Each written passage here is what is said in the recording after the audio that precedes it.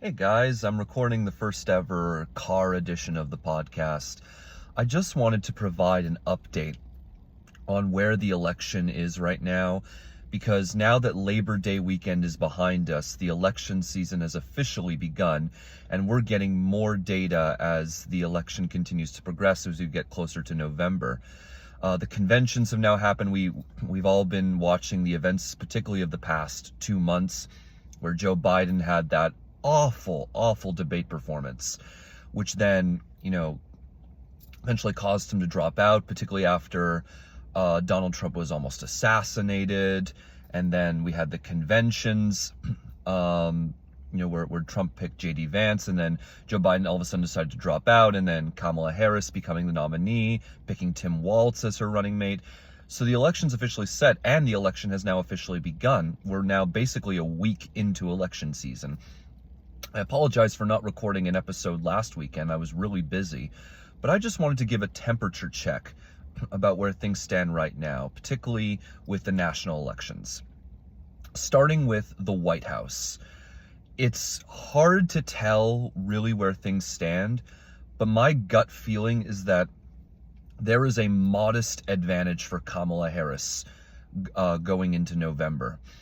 And the reason why we know this is there's been some data to suggest this. Kamala Harris has been leading in the polls mostly, but as people on election Twitter have pointed out, the primary in Washington state tends to provide an accurate snapshot of how things are going to go in November. In 2016, Clinton actually didn't do too well in some of these, white working class areas, and that was, in retrospect, a foreshadow to her defeat in November.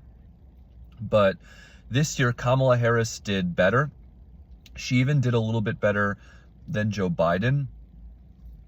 And the data that we're getting from that suggests that overall, we're looking at an environment slightly better for Democrats than 2020, which means the election is going to be close, but we're probably going to see a narrow victory for Kamala Harris.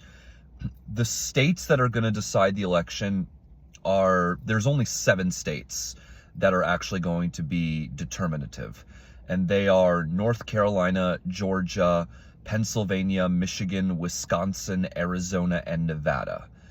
And if Trump has any chance at victory, it's going to involve holding North Carolina, flipping Georgia, and flipping Pennsylvania. That is my gut telling me what his most likely path is. And that's also where that's also where spending has been happening. Trump has been going big on Georgia and Pennsylvania, assuming that those are going to be the 2 states that puts him over the top. Now, I don't know how if it's actually going to work out like that.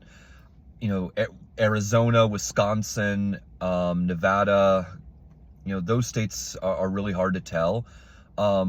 Wisconsin is a bit more white working class, I think, than the other 2 states, but the data has consistently shown Harris much more ahead, although I will point out that the polling tends to really underestimate Trump in Wisconsin in the last 2 elections, so I wouldn't be surprised. There's been polls that have Harris up 7 or 9 points. I would be very surprised if she won it by that much. I think it's going to be a 1 or 2 point race in Wisconsin for Harris. Same thing with Arizona, but we've talked about that Georgia Pennsylvania combo. Trump does not need Arizona to win the election, particularly because not just of the trends in the Phoenix suburbs and the Tucson suburbs, but also just the fact that the Republicans there are not running a tight ship. They've nominated people like Kari Lake to run for the Senate, and what many consider to be the unthinkable is now going to happen, which is that Ruben Gallego is going to be a U.S. Senator from Arizona. Arizona, in particular, has had a very long-standing reputation for moderate politics, so it's a bit funny that all but one of the Republicans in the congressional delegation are Freedom Caucus types, the one exception being Juan Ciscomani. And it's quite clear to me that if Juan Ciscomani had run for the Senate and he was nominated, Republicans would be in the driver's seat to flip this seat. But we'll get to the Senate in just a second. So Arizona, I don't think Trump is going to need that state. I think Harris, there are ways Harris can win Arizona and still lose the election, and that involves losing Georgia and Pennsylvania. I've talked about on Twitter about what the Harris coalition is going to look like, and I've said it's going to be better numbers than Biden got in the suburbs, and as well as Obama numbers with black voters. What the big unknown is going to be white working class voters, where I think Harris is going to do as badly as Clinton. But the big unknown is Latinos, and I think there's a bit of a mixed bag here. That could go either way, and that could actually really, that's the strike against my gut feeling that it's going to be Georgia, Pennsylvania. I think the demographics could be a key here. For example, look at Nevada. It is relative to the rest of the country, it's actually not that college educated. It is a very working class state, and Democrats have traditionally relied heavily on Latinos to win here. So this is a state that may be ill-suited in the long term, to the type of coalition that Harris is building. But that's a really big unknown as to how Latinos are going to swing in this election. I think there's a lot of mixed data right now. So that'll be one to keep an eye on, and I will make a pretty bold prediction right here. Nevada is going to vote to the right of Arizona this year. And that is because Arizona has a higher college-educated population, particularly in Phoenix. And it is also, it's like Nevada, Democrats also rely heavily on Latinos, and that's a bit of a mixed bag here. So again, if Latinos swing against Harris compared to Biden, there's actually a real chance that I could be completely wrong and that Arizona could go for Trump. I don't know if that'll happen, or if Harris will make up that with even stronger numbers in the suburbs. But there's a reason why Nevada is probably going to vote to the right of Arizona. It's because Nevada is actually a more working class state than Arizona is. So that's why I'm feeling a little bit bullish on Harris in Arizona. Georgia, you could say that with her strong support with African Americans, she's going to flip Georgia. My gut feeling is just that Trump needs this state in order to have a chance. So if Georgia's going blue, I think Trump is going to lose for sure. So that's why I've kind of just saying, if Trump is in the game, he's going to win Georgia and he's going to win North Carolina. But there's different combinations. I just think North Carolina, Georgia is the most likely. Trump could also win with both Wisconsin and Arizona. He can win with both Wisconsin and Michigan. In the case of Wisconsin, it would be just Harris cratering with white working class voters. In the case of Michigan, it would be some really funny business in Dearborn, because we've seen polling that suggests that Harris is like at 27% in Dearborn, with Jill Stein potentially at 45%. So there is the potential, and Gretchen Whitmer only got like 66% of the vote there. So there is the potential for some funny business, some really unexpected results in the city of Dearborn. It has one of the largest Arab American populations in the U.S., and there is some discontent about the whole Gaza and Israel issue. I've made my views on this on Twitter quite well known.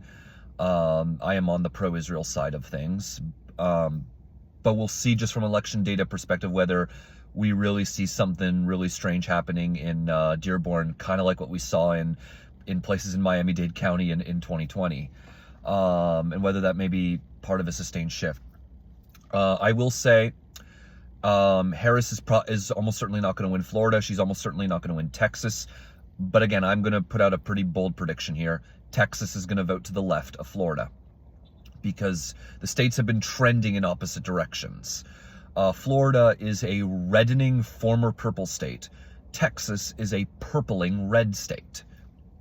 And what I mean by that is, in Florida, you've had some pretty brutal swings against Democrats in Miami-Dade County. And the limited polling we've seen there suggests that Harris is not going to get the numbers she needs to in Miami-Dade County to actually put Florida in play. We saw Biden flip Seminole County, the northern suburbs of Orlando, Pinellas County, the city of St. Petersburg, and Duval County, which is home to Jacksonville. And it didn't matter because Biden collapsed 22 points in Miami-Dade.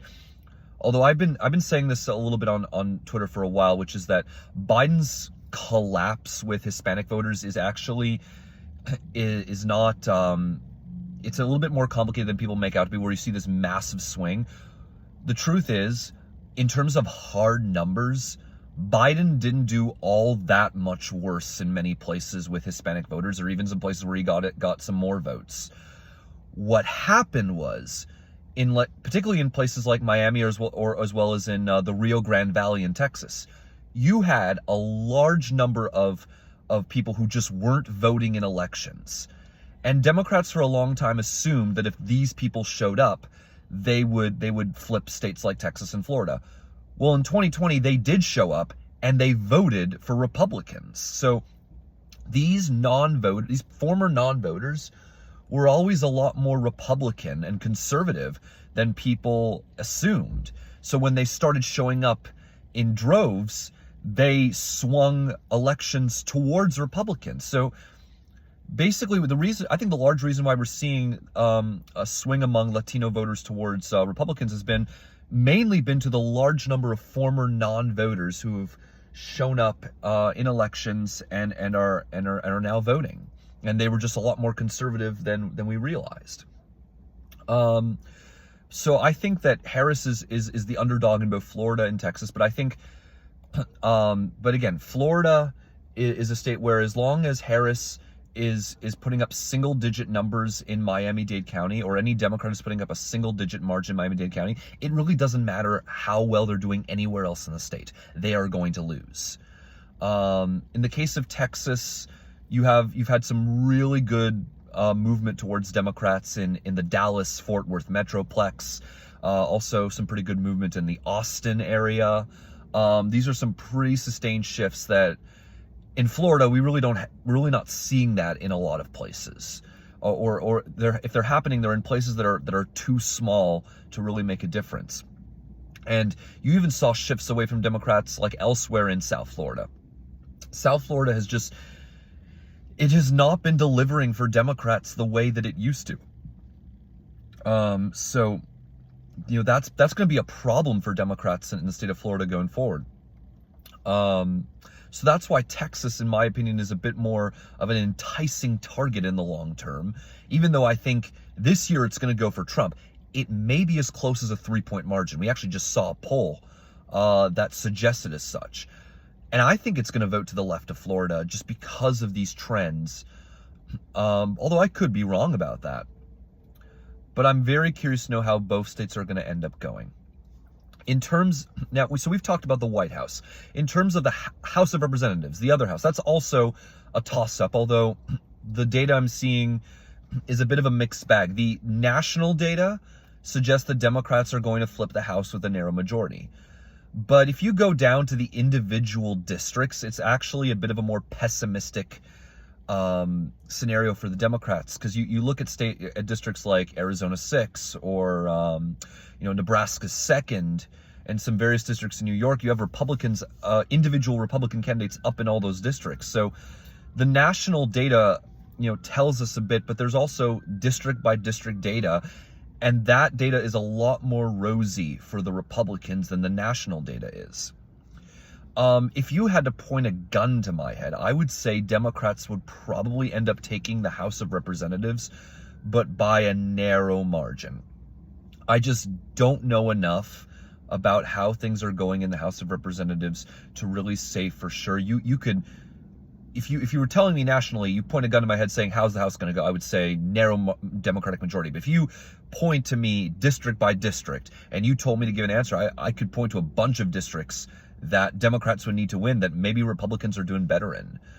I think the most likely Democratic path to a majority, they need to flip 4 seats. I felt for a while that New York is going to provide a large number of those seats. I think Anthony D'Esposito and Brandon Williams are not looking too hot right now. They might even be able to take out Mike Lawler. There's some funny business with Nick LaLota's district. I think George Santos is running there. So, that'll be interesting to see how that turns out. But yeah, Long Island and the upstate are some major swing areas for the Democrats are going to be targeting. I think so that'll and because they're going to lose 3 seats in North Carolina at least, so they'll make up 2 of those in Alabama and Louisiana. So they get it 2 or 3 seats in New York. They'll need to flip a seat in Arizona. I'm thinking maybe David Schweikert is not looking too hot in his district, so he may be in real trouble. Democrats might want to target Lori Chavez in Oregon. They might even target a few seats in California, like John Duarte, Michelle Steele might not be looking too hot right now. I think Young Kim, though, I think is probably going to be a harder incumbent to take out. She's really popular in her district, from what I hear. So Democrats have been trying for a while to take out Mike Garcia. So there are plausible paths to a Democratic majority, but it's not going to be anything like the landslides we saw in 2018 or 2014. This is going to be a very narrow majority where every member of the caucus is going to have a say in how things are done, whoever wins. Now, if the White House and the House of Representatives are looking real competitive, the same can't necessarily be said for the Senate. We've known for a long time, for like this entire cycle, that the Senate was going to be an uphill climb for the Democrats, just because of the map. They've been in a way they've been losing ground on this map ever since 2012, when although Democrats were gaining seats in Indiana, Maine, and Massachusetts, they were losing a seat in Nebraska. On this map, you used to have all these red state Democrats that, like, in places like North Dakota, Missouri, and in fact in 2006 they ran a competitive race in Tennessee. You've seen nothing like that ever since there. So Democrats have kind of been losing ground on this map for a while, losing Nebraska in 2012. They lost Indiana, Missouri, and North Dakota in 2018. And now they're going to lose a bit more ground elsewhere on the map. West Virginia was looking like a lost cause pretty much this entire cycle. There was a question about what Joe Manchin could do that could tank his popularity in the state after winning re-election by 3 points in 2018. His vote for impeachment did not tank him. His vote for the bipartisan infrastructure bill did not tank him. But when he voted for the Inflation Reduction Act, that was the final straw. Ever since then, he has been underwater in West Virginia. And I think from the very beginning of the cycle, this was looking like a lost cause. And then when Joe Manchin decided to retire, it sealed the deal. That seat was going to flip. So at that point, Republicans are only going to need 1 more seat to flip the Senate. And now it's looking like Montana may be going their way. We've been seeing some really pessimistic polling for Jon Tester for a while now. So that's looking like a seat that's also going to flip. And that's their 51st seat. That's a majority. So ever since then, there's been a lot of talk about Democrats putting money into either Texas or Florida in the Senate races. Rick Scott in Florida, my gut is he's going to win by a bigger margin than he's won in past. He's always been a guy who's been in squeaker races for whatever reason. But polling has been close. There's a lot of anger over his running of the NRSC, and the campaign he ran in 2022 that resulted in a net loss of 1 seat for the Senate Republicans. So there's a lot of anger, I think, over that at him. But if Florida is going to vote anything like it did in the more recent elections, it's not going to be that particularly close. Like I said, Florida is a reddening former purple state. Although they have a ballot measure there that's going to legalize abortion and marijuana, both of which are probably going to pass. The polling there has routinely put both measures in the mid to high 60s. It needs 60% to pass, and it's comfortably clearing that in the polling that we're seeing. And my contacts in Florida say that it could get close, but both measures are going to pass. So it'll be, so that might motivate people to turn out, but it's, I think there's going to be a lot of ticket splitting. I think a lot of Republicans are going to vote for both measures and still vote for their Republican candidates. In terms, I mean, although a Florida House seat has drifted onto the competitive board, Anna Paulina Luna, she's a Freedom Caucus type in a district that's a bit more moderate. So she's actually being really targeted this year. So that might be something to watch. But right now, the Senate is not looking too rosy for the Democrats. It was never going to be rosy, but Republicans are favored for a majority now. And if Republicans can put Montana away, they may have other targets they want to look at. And it's becoming a realistic scenario, in my opinion, that Republicans could potentially get to 55 seats. And let me explain why. Bob Casey Jr. in Pennsylvania, he's an overperformer, but his ticket splitting levels have come down. Pennsylvania is going to be pretty close, so that could be a closer than expected race. And Republicans are, of the swing races, this is the one Republicans are really targeting. David McCormick, despite being an out-of-state or a carpetbagger, he's actually running a pretty good campaign. So the ticket splitting levels are coming down, so this could be a closer than expected race for Bob Casey Jr., even though he is expected to win. Tammy Baldwin in Wisconsin, her levels of ticket splitting, I think, have always been really overrated, and she's never really run that far ahead of Harris. Or she's really, in most polling, she has run even with Harris. So you have Harris up by 8, she's up by 9. So it's expected that, I think many people are expecting that this is going to be a much closer than expected race for Tammy Baldwin. Michigan, again, there's no incumbent in this race, so that's and Republicans also have a pretty good candidate, so this is a tempting target for the Republicans. And then there's Ohio, which, again, this should have been like Montana. This should have been a seat that Republicans put away going into Election Day. So this should have been a seat that Republicans put away going into Labor Day. And it is still on the competitive board. Republicans are struggling here because of their candidate, Bernie Moreno. So it is, Jon Tester, with Joe Manchin's retirement, Jon Tester and Sherrod Brown were always kind of going to be the wall of defense that prevents the rest of the map from coming into play. And while Jon Tester really, that part of the wall seems to be crumbling, Sherrod Brown really seems to be holding strong.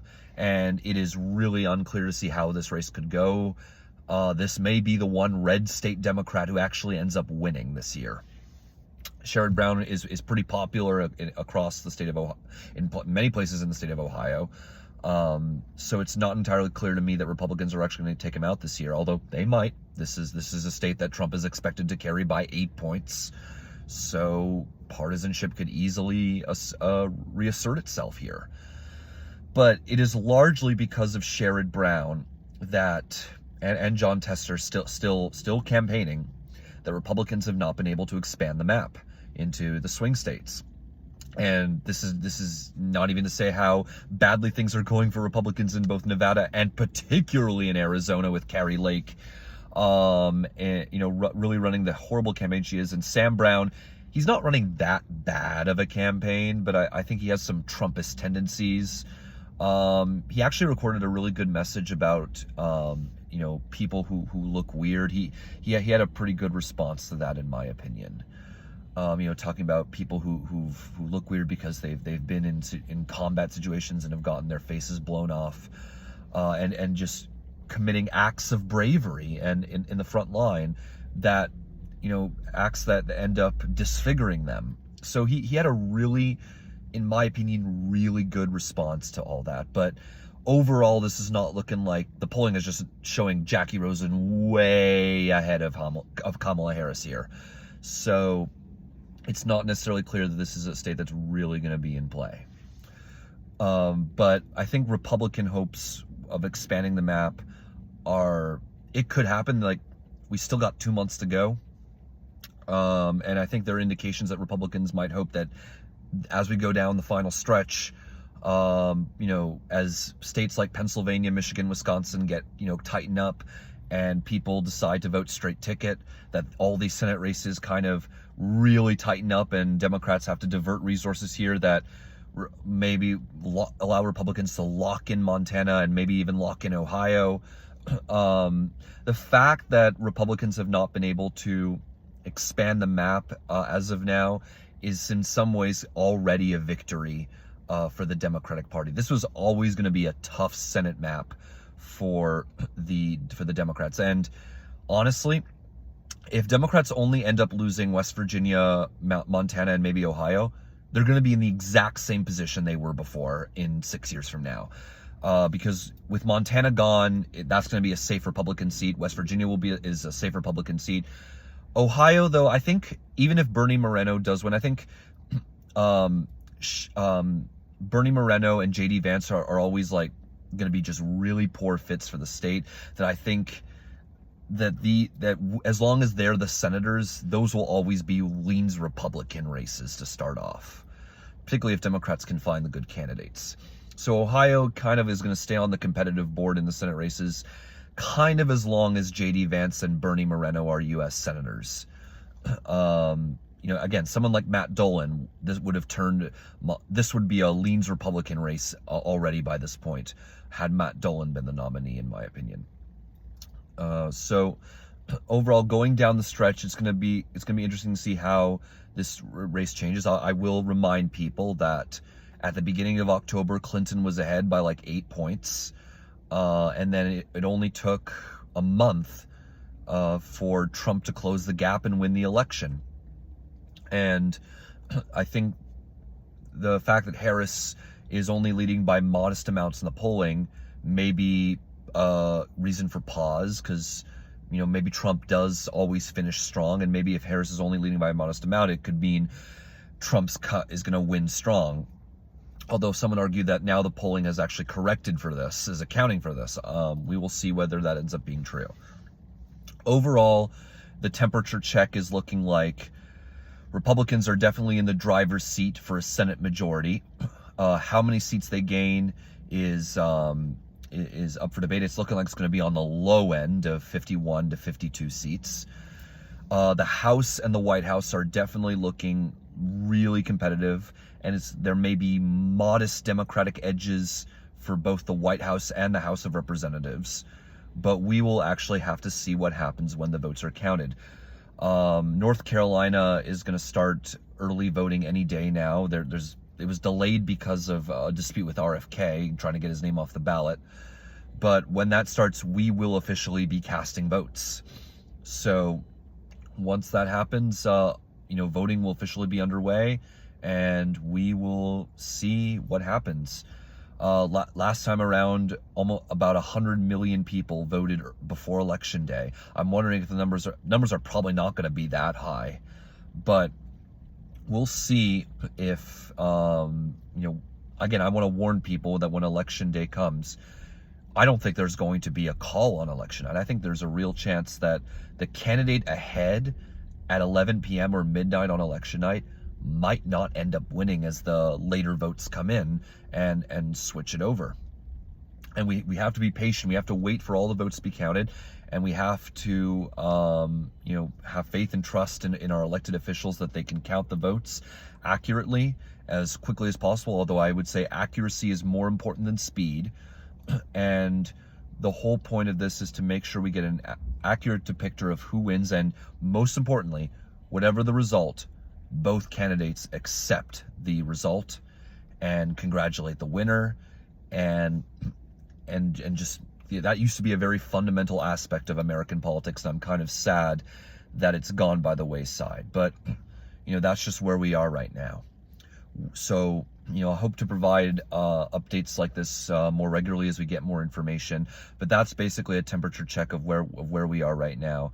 And I will see you guys next time for the next update. Have a great day.